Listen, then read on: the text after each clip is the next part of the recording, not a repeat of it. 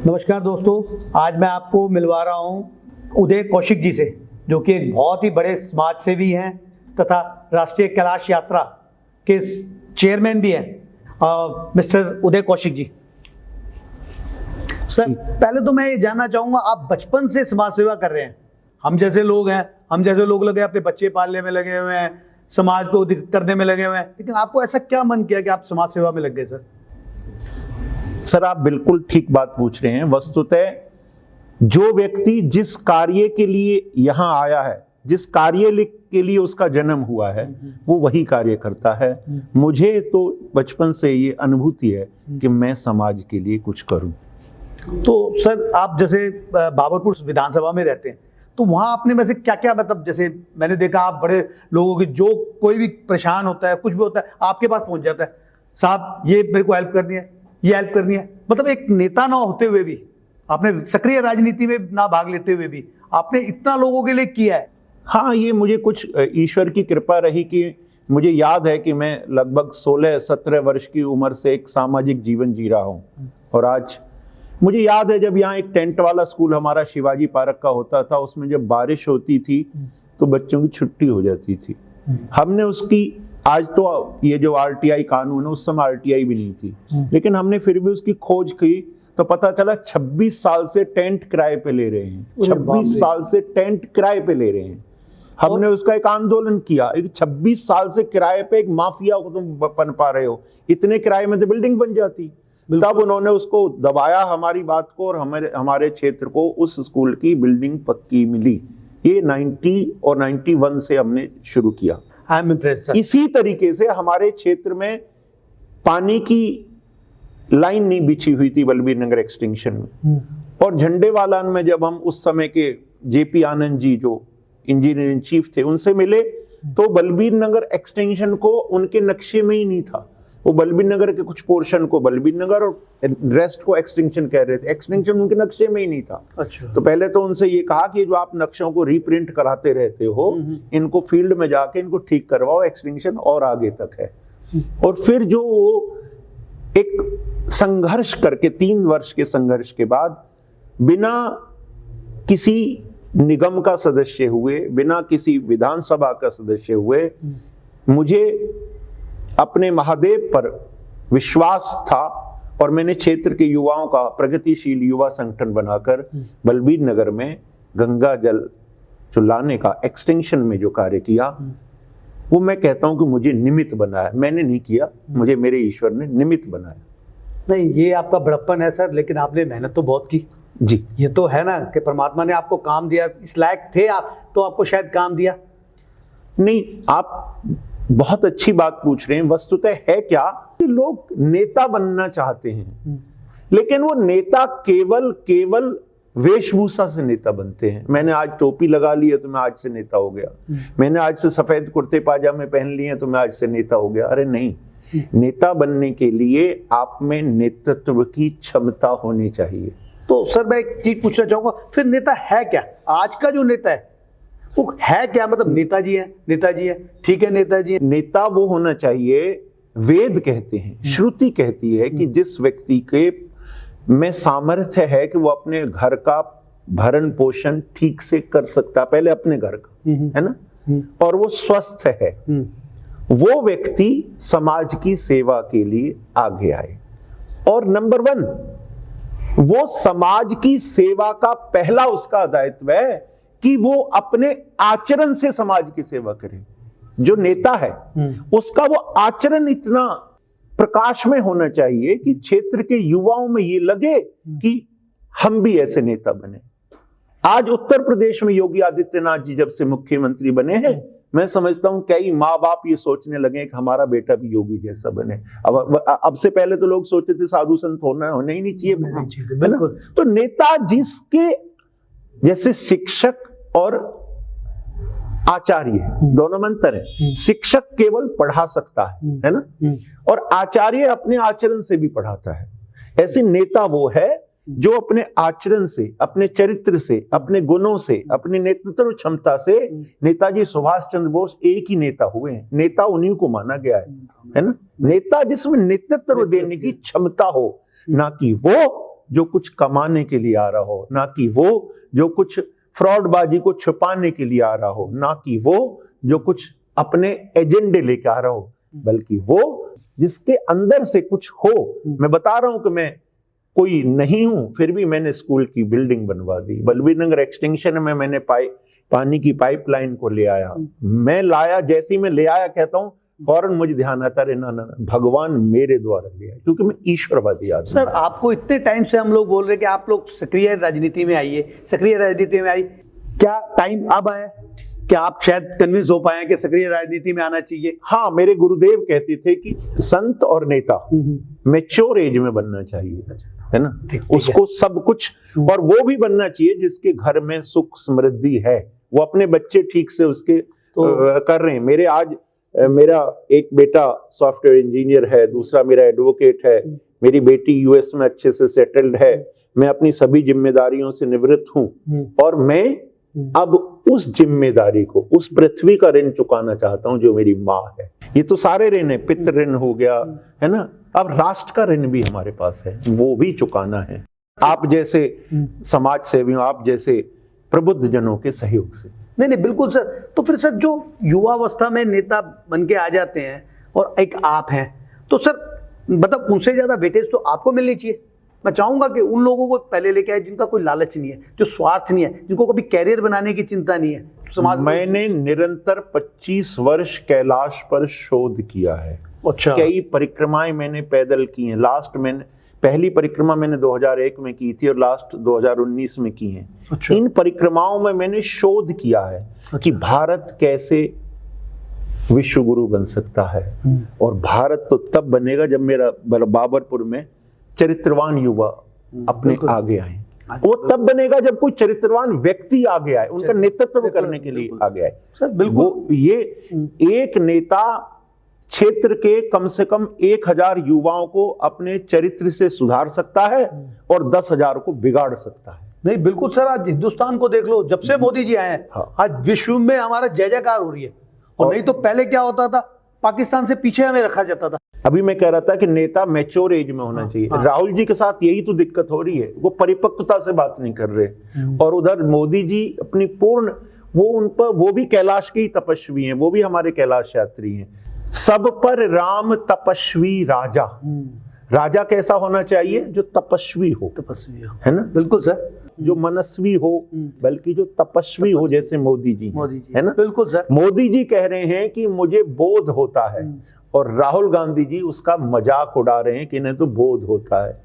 तो यही तो देश का आपको राहुल जी बताना चाहता है कि बोध होता है समाज में।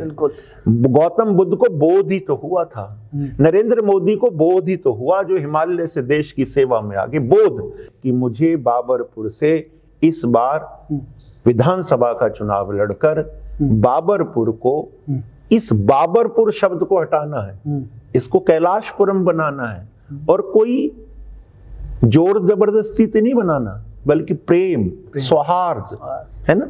लोगों को, जिन लोगों को आज राजनीतिक पार्टियां युवाओं को केवल चुनाव में शराब पीकर उनका एक्सप्लॉइट कर रही हैं, मैं क्षेत्र के युवाओं को रोजगार देना चाहता हूं। मेरे को लगता है नेतृत्व में ना यथा राजा तथा प्रजा। मैं रोजाना पूजा करता हूं शिव की, लेकिन मेरा मंत्र होता है राष्ट्र का हो ही परम कल्याणा, सोई करो अब कृपा निधान। मैं राष्ट्र की बात कर रहा हूं, है ना। जिस दिन इस देश का युवा राष्ट्र की बात करेगा, उस दिन वो राहुल गांधी या दूसरे ऐसे जो क्षेत्रीय दल हैं उनको वोट ही नहीं देगा। पर उसे राष्ट्र का कंसेप्ट, राष्ट्र का मतलब केवल भारत का नक्शा नहीं है, राष्ट्र को निर्माण में उसकी स्वयं की भी जिम्मेदारी है। विश्वामित्र जी से भगवान राम ने एक शासक बनने से पहले पूछा कि राष्ट्र में समृद्धि कैसे आ सकती है। विश्वामित्र जी ने कहा, वैसे तो आप साक्षात राम हैं, लेकिन यहां आप लीला कर रहे हैं, तो सुनो बता देता हूं। राष्ट्र में समृद्धि का बड़ा सहज सा मंत्र है, जिस परिवार का मुखिया चरित्रवान होगा, है ना, बिल्कुल, उस परिवार में उसके चरित्र से ही समृद्धि आ जाएगी। MBA करने से नहीं, केवल चरित्र से ही समृद्धि आ जाएगी, है ना। MBA भी करनी है, लेकिन चरित्र पहला, और चरित्र भी राष्ट्र के प्रति, चरित्र भी समाज के प्रति, चरित्र भी हमारी पृथ्वी माँ के प्रति चरित्र, चरित्र भी कोई छोटा चरित्र की परिभाषा में नहीं है कि इसने वहां शादी कर ली, इसने वो कर लिया, ये ऐसे करता है, छोटा काम से कोई नहीं है। उसका चरित्र क्या है, उसकी सोच क्या है, उसकी विजन क्या है। तो कहा कि जब परिवार में उसके चरित्र से वो आ जाएगी समृद्धता, तो राम परिवार से समाज में आ जाएगी। कहता हाँ, कहता समाज से राष्ट्र में आ जाएगी। हो गया राष्ट्र। बहुत बढ़िया सर, ब्यूटीफुल। भगवान राम ने इस भारत की संस्कृति की स्थापना की रामेश्वरम से, है ना। मोरे मन परम कल्पना करे हूं इहा शंभु थापना। रामेश्वरम की स्थापना से उन्होंने ये संदेश दिया था कि मेरे बाद राम की भूमि के, राम के अनुयायियों को कैसे पूरी दुनिया इज्जत देगी, ऐसे कि वो करुणामयी रहे, उनमें दया रहे। दया ही धर्म है। वो कब रहेगी? जब वो शिव की भक्ति करेंगे। तो मेरे राम ने, जो इस पृथ्वी के राजा हैं, जो आदर्श हैं मानवता के, उन्होंने पहला मंत्र दिया कि शिव की पूजा हर व्यक्ति के लिए जरूरी है। सर मैं ये जानना चाहता हूँ, आप सक्रिय राजनीति में आना चाहते हैं, तो आप बाबरपुर में क्या देखते हैं? मतलब क्या क्या प्रॉब्लम्स हैं, क्या आप करना चाहते हैं, क्या आपका विजन है वहाँ? मतलब एक ऐसा बाबरपुर विधानसभा बना दें जो देश की किसी भी विधानसभा से सबसे बेहतर हो। तो आपने उस विजन में क्या लेके चलते हैं? क्योंकि देखिए मेरा विजन बड़ा स्पष्ट है। हाँ। मेरे ज्यादातर एमएलए बनने के बाद जब वो एमएलए बन जाते हैं तो पूछते हैं क्या करना है। वो पूछते हैं, अपने सेक्रेटरी से पूछते हैं, अपने दोस्तों से, मुझे क्या करना है। लेकिन मेरा स्पष्ट है। अच्छा। ये जो फ्री की राजनीति से मेरे युवा को बिगाड़ा जा रहा है, जिस युवा में इतनी ताकत है कि वो युवा जेल की सलाखों को तोड़कर दूसरे अपने साथी पर हमला करके उसे मार सकता है, उस युवा की मैं ऊर्जा को सकारात्मक क्षेत्र में लाना चाहता हूँ, उसको इंडस्ट्री की ओर लाना चाहता हूँ, उसको स्वरोजगार की ओर लेना चाहता हूँ। आज तक किसी व्यक्ति ने ये नहीं बताया होगा कि विधानसभा लड़ने वाले व्यक्ति का भी कोई उद्देश्य है। मेरा उद्देश्य है, मैं क्षेत्र के पूरे यमुना पार के सभी मंदिरों में से फूलों को इकट्ठा करवाऊंगा। ठीक है। पूजा के फूलों को, ठीक है। यूथ उन्हें इकट्ठा करके लाएगा। ठीक है। और वो यूथ इकट्ठा करके लाएगा जो चरित्रवान है, जो मंदिर आता है। उसमें उसकी क्वालिफिकेशन एमए बीए नहीं देखूंगा, बल्कि ये देखूंगा रोजाना आज के शिव मंदिर में आ रहा है और इसको कुछ नहीं, उससे कहूंगा कि बेटा फूलों को इकट्ठा करके ला। ठीक है। उनकी माँ को भी उस समिति से जोड़ूंगा, है ना। ठीक है। महिलाओं से कहूंगा कि मेरी बहनों, मेरी बेटियों, आप इस फूलों को सुखा के इससे गुलाल बनाना है ना। सही बात है। मेरे हाँ। गणेशा गुलाल जो कि छत्तीसगढ़ की एक बहुत बड़ी यूनिट है, आज वो क्रांति ला चुकी है, वो मेरे कैलाश यात्री हैं, उमंग गोयल जी। उनका मेरे से बिल्कुल स्पष्ट है, भैया हम आपकी कैलाश मानसरोवर निष्काम सेवा समिति से पैक्ट करने के लिए तैयार हैं कि हम रोजगार देंगे। ये तो मैंने अपना एक विजन बताया कि हमें कुछ नहीं चाहिए, 1 रुपया नहीं चाहिए।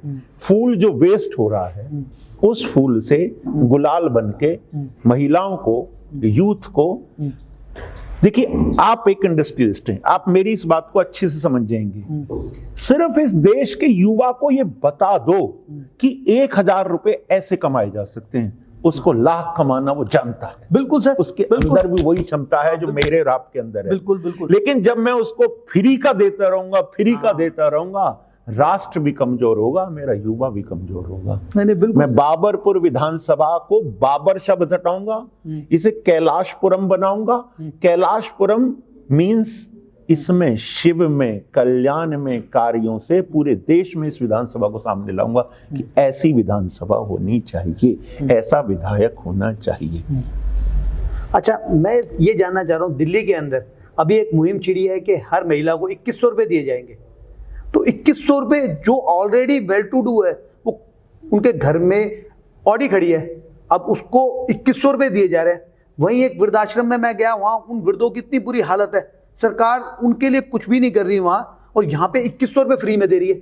तो क्या सर ये 2121 रुपए अपना, अगर हम 10,000 रुपए हैं भला करने की बजाय 10,000 के सबके 100 रुपए बांट देते हैं 1000 आदमियों में और हो गया जी हमारा, तो हमने तो जी भला कर दिया। क्या 100 रुपए बांटने से भला हो?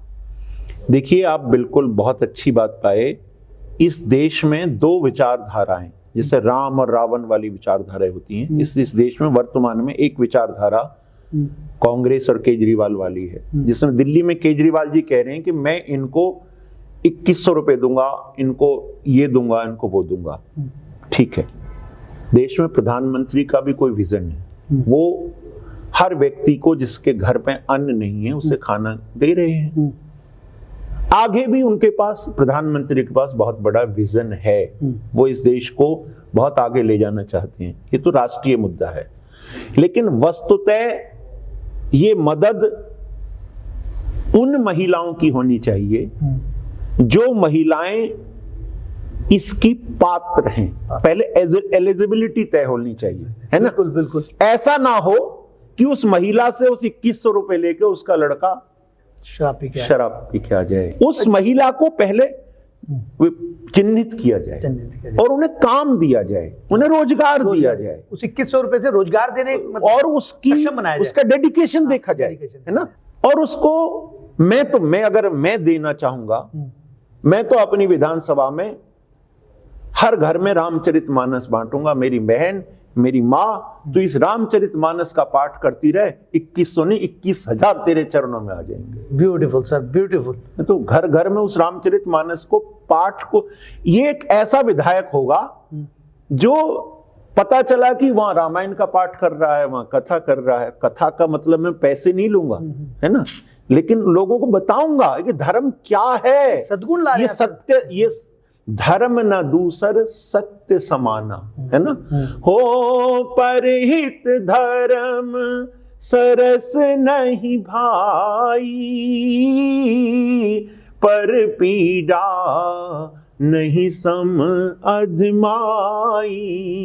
पहले मैं अपने क्षेत्र के युवाओं को बताऊंगा कि परहित का कार्य करो, सुबह से शाम तक एक कोई कार्य करो दूसरे की भलाई का।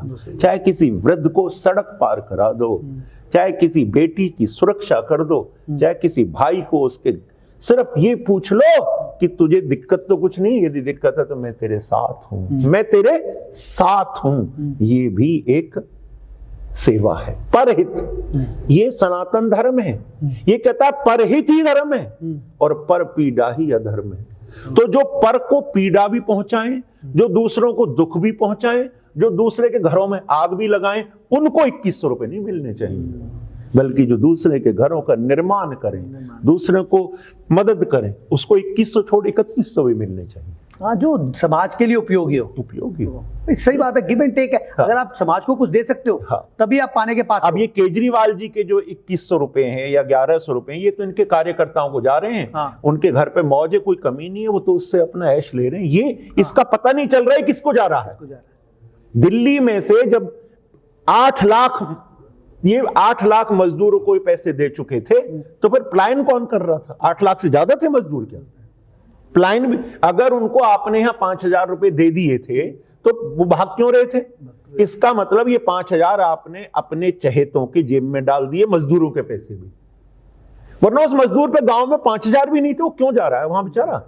वहां है थोड़ी उसका कुछ होता तो पहले ही रह जाते। तो सर ऐसा कुछ नहीं है कि जब एक नेता बनने के बाद वो इतना गलत कर रहा है या कुछ भी है तो उसके ऊपर कोई चेक नहीं है?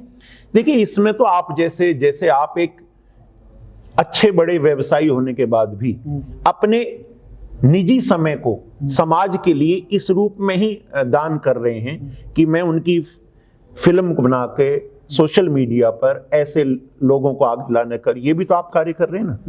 तो इस तरीके से ये तब तक नहीं संभव है जब तक हमें अवेयरनेस ना हो। ये अवेयरनेस बहुत जरूरी है इस मुद्दे पे।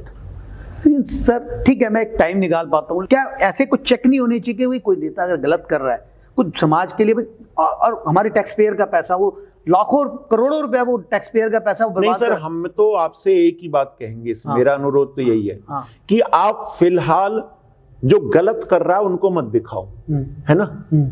जो अच्छा कर रहा है उन्हें दिखाना शुरू करो, है ना? ठीक बात है, सही बात है। क्योंकि अच्छे अब लोग आगे आएंगे। अगर आप बुरे लोगों के चक्कर में पड़ोगे तो वो आपको दिखाने नहीं देंगे, वो आप पे हमला शुरू कर देंगे, है ना? बिल्कुल बिल्कुल ठीक है ना? बात है। वो दिखाने, वो वहां से आप नहीं लड़ पाओगे, नहीं लड़ पाएंगे। बेटर ये है कि जो अच्छे कार्य कर रहे हैं, जिनके पास कोई विजन है, जिनके पास कोई सोच है, जो इस समाज के लिए, देश के लिए, राष्ट्र के लिए कुछ संकल्प लेके पैदा हुए हैं, उनको आगे लाएं आप अपने इस मीडिया के थ्रू। नहीं ये सर, ये हमारा सौभाग्य है कि हमें मोदी जी जैसे आदमी मिले जो हमारे देश को वाकई में 10-12 सालों के अंदर एक लेवल से, आज उस लेवल को आप चेक कीजिए और लेवल कहां से कहां पहुंच गया। सर मोदी जी, राहुल की दृष्टि में कुछ भी हो सकते हैं, लेकिन मेरे जैसे की दृष्टि में तो मोदी जी अवतार। नमो नमो नरेंद्र मोदी जी, आपको वंदन है। तो दोस्तों, ये थे उदय कौशिक जी। धर्म की नॉलेज भी इनको बहुत ज्यादा है। क्या हमें ऐसे कर्मठ और समाजसेवी व्यक्ति को आगे नहीं लाना चाहिए? तो दोस्तों, मुझे तो अच्छा लगा, मैंने इनका इंटरव्यू लेने का फैसला किया। अगर आप भी ऐसा सोचते हैं तो प्लीज इन्हें सपोर्ट कीजिए।